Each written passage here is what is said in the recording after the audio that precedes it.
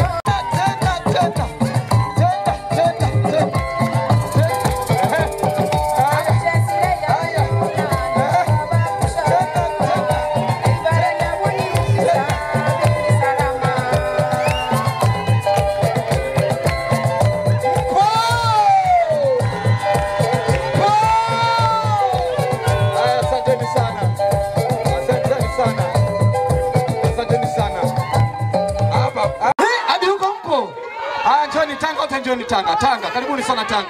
Watu wa pwani mpo! Twende!